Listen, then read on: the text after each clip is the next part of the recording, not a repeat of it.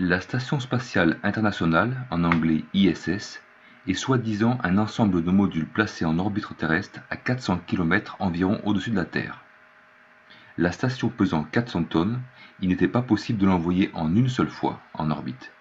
Il y a donc eu soi-disant plusieurs fusées qui ont envoyé des modules dans l'espace, et ces modules ont été ajoutés les uns aux autres. La station est soi-disant occupée en permanence par un équipage international qui se consacre à la recherche scientifique dans l'environnement spatial. Elle est ravitaillée en moyenne tous les 2 mois avec un module envoyé depuis une fusée. La station spatiale fait le tour de la Terre en 90 minutes, survolant des régions différentes à chaque passage. C'est la seule partie qui soit vraie, puisqu'on peut la voir passer dans le ciel. Mais on verra à la fin de ces vidéos que ce point brillant se dépassant dans le ciel n'est pas une station spatiale. Ce mensonge a déjà coûté plus de 150 milliards de dollars, 10 milliards par an. Envoyer un astronaute soi-disant dans la station spatiale coûte 70 millions de dollars. Aussi incroyable que cela paraisse, toutes les images et vidéos que vous pourrez voir ne sont que des montages.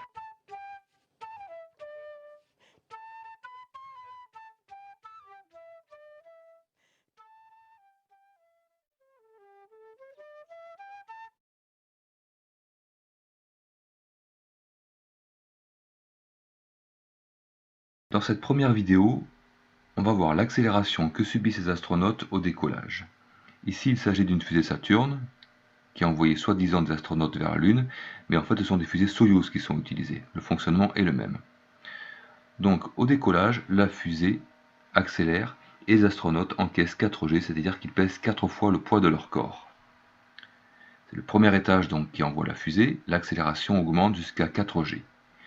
Puis le premier étage est arrêté, c'est le second étage qui est lancé, l'accélération augmente à nouveau jusqu'à 3G. Lorsque cet étage sera arrêté, l'accélération s'arrête, on lance le troisième étage et l'accélération augmente à nouveau jusqu'à 3G,5, jusqu'à ce que le troisième étage s'arrête et l'accélération retombe cette fois-ci à 0. Voici une fusée qui décolle de Baïkonour en Russie, soi-disant encore une fois pour envoyer des astronautes vers la station spatiale. On a vu que pendant le décollage, il y avait 3 phases d'accélération et de décélération. Or, lorsqu'on regarde la vidéo dans son intégralité, on ne voit pas les astronautes qui subissent ces différentes phases. Lorsque l'accélération augmente jusqu'à 3 ou 4G, on devrait voir les astronautes collés à leur fauteuil. Lorsque l'accélération s'arrête brusquement pour retomber à 1G, ça devrait être comme un coup de frein, on devrait voir les astronautes subir un à-coup. Ils ne bougent absolument pas. Lorsque vous subissez un freinage brutal, vous êtes violemment projeté en avant. Là, les moteurs fusées s'arrêtent brusquement et les astronautes ne subissent aucun à-coup. Et puis autre chose, lorsque les astronautes subissent 4 jeux d'accélération, ça signifie qu'ils pèsent 4 fois le poids de leur corps, mais leurs bras aussi pèsent 4 fois le poids. C'est-à-dire qu'un bras pesant 5 kg, celui-ci pèserait près de 20 kg pendant l'accélération. Essayez donc de vous placer 20 kg, par exemple de plomb, autour de votre bras, et essayez de le déplacer comme le font ces astronautes, qui lisent leur manuel d'instruction, qui manipulent les interrupteurs, ou qui font coucou à la caméra. Avec un bras pesant 20 kg, c'est franchement impossible. Et puis autre chose, pourquoi est-ce qu'ils manipulent les interrupteurs? Pourquoi est-ce qu'ils compulsent des manuels d'instruction? Puisque pendant le décollage, tout est entièrement automatisé, tout est entièrement programmé, les astronautes ne peuvent rien faire. Mais c'est vrai que ça ne ferait pas très sérieux de montrer des astronautes assis en attendant que cela se passe. En mai 2013, il y aura une fuite d'ammoniac provenant d'un radiateur situé à l'extérieur de la station spatiale. On voit ici les gouttes qui s'échappent du radiateur dans le vide, les gouttes d'ammoniac. Or, c'est absolument impossible, puisqu'un gaz ou un liquide dans le vide devrait se mettre immédiatement à bouillir, à devenir de la vapeur et donc devenir invisible. En aucun cas, on devrait voir des gouttes d'ammoniac ainsi dans le vide. On le comprend mieux avec l'expérience suivante. On prend un verre avec de l'eau à température ambiante, elle n'est pas chaude l'eau. On met une cloche par-dessus, qui va être bien hermétique, et on enclenche une pompe à pression, une pompe à vide, pardon, pour faire le vide dans la cloche. la pression va diminuer. Et la pression en diminuant, on va voir petit à petit l'eau qui va se mettre à bouillir, alors qu'elle reste à la même température.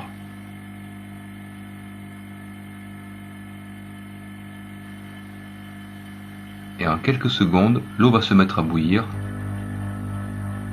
alors qu'elle reste à la même température. Et ceci parce qu'il y a eu le vide dans la cloche, ou le presque vide.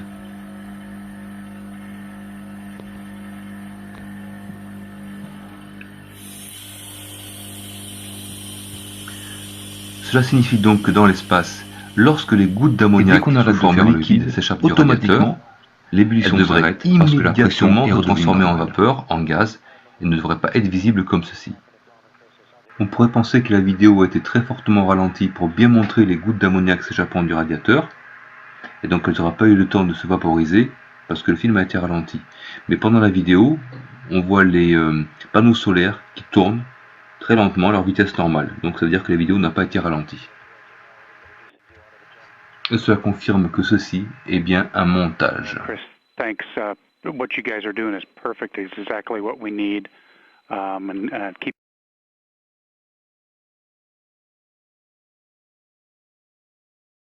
Un astronaute va lancer un satellite à la main. C'est un tout petit satellite puisque c'est un cube qui mesure environ 10 cm de côté et qui pèse moins d'1 kg. C'est un satellite péruvien dont le but sera de faire des photos dans l'infrarouge et dans le domaine visible du Pérou. Mais ce qui est intéressant, c'est regarder comment est-ce que ce satellite va être lancé. Attention. L'astronaute lance le satellite et regardez bien, le satellite tourne sur lui-même. Cependant dans l'espace, il n'y a pas d'air pour ralentir la rotation du satellite, donc celui-ci va tourner en permanence sur lui-même. Expliquez-moi comment est-ce qu'un appareil photo pourrait-il prendre des photos alors que l'appareil tourne en permanence sur lui-même. Et puis il n'y a pas que ça. Lorsqu'on envoie une fusée depuis la Terre pour mettre un satellite en orbite, le timing et tous les éléments de la trajectoire qui sont extrêmement complexes sont soigneusement calculés. Mais là, comment connaître la trajectoire de ce satellite alors qu'il a été lancé à la main?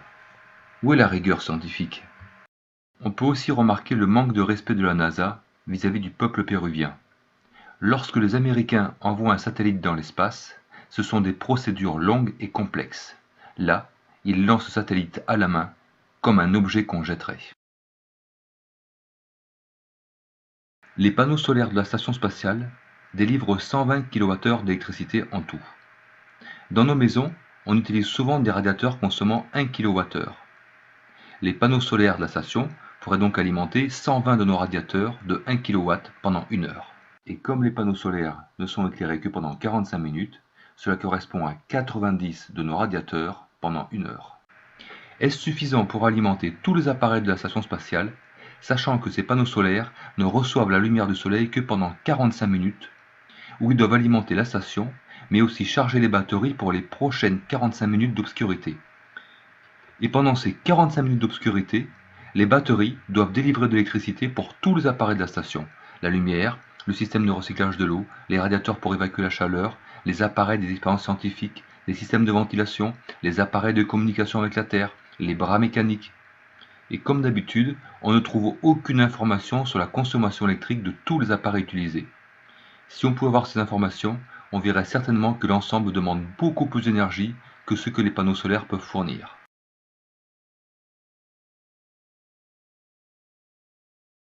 Les astronautes font des cabrioles, se déguisent en gorilles, jouent avec des skis, avec un tapis volant ou jouent au foot. Ils ont le droit de profiter de leur temps libre comme ils le veulent. Mais trouvez-vous normal qu'ils s'amusent ainsi en apesanteur, au milieu de nombreux câbles d'ordinateurs, d'interrupteurs, au milieu d'expériences scientifiques finement calibrées, coûtant des millions de dollars et soi-disant fondamentales pour la recherche? Franchement, est-ce sérieux pour un laboratoire scientifique coûtant 10 milliards de dollars par an?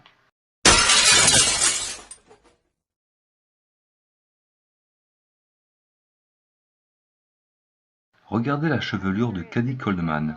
Ça vous paraît pas étrange? On dirait que ses cheveux sont fixés avec de la laque ou avec du gel. Ils sont rigides, alors qu'ils devraient se déplacer librement dans l'espace. Si on compare avec un vol en apesanteur, qui lui est bien réel, ne vous occupez pas de la première personne qui tourne dans le vide, et regardez derrière une personne qui fait un jogging, indiqué avec une flèche, ses cheveux, ressemblant un peu à ceux de Cady Coleman, se déplacent tout à fait librement en apesanteur. Rien à voir avec la chevelure de Cady Coleman. Une autre astronaute, Sunita Williams, pareil, on a l'impression qu'elle a les cheveux fixés avec de la laque ou avec du gel, ou alors qu'ils sont sales. C'est pas parce qu'on est en apesanteur que les cheveux n'ont pas d'inertie. Ils devraient se déplacer librement, ils devraient flotter librement, comme par exemple les cheveux de ces jeunes étudiants, dans un vol réel, bien réel en apesanteur. Rien à voir avec la chevelure de Sunita Williams.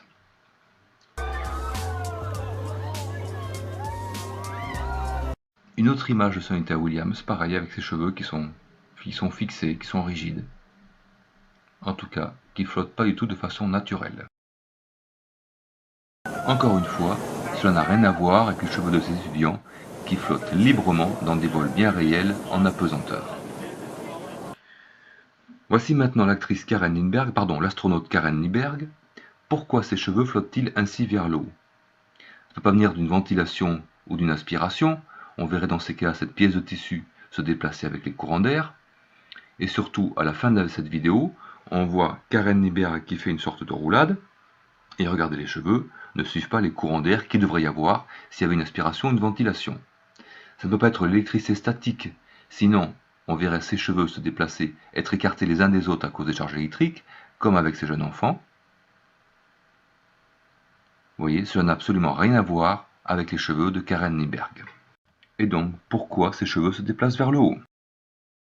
On revient à nouveau sur la vidéo avec Sunita Williams et ses cheveux permanentés, et regardez derrière, il y a un câble blanc qui est parfaitement fixe. S'il y avait une ventilation ou une aspiration, ça devrait générer des courants d'air et donc ce câble devrait bouger. De même, les mouvements que fait Sunita Williams créent des courants d'air. Le câble ne pèse absolument rien puisqu'il est en apesanteur. Il devrait se déplacer avec ces courants d'air. Or, on voit qu'il est absolument rigide, fixe. C'est la preuve que cette image derrière est en fait un décor, une photo qui a été insérée.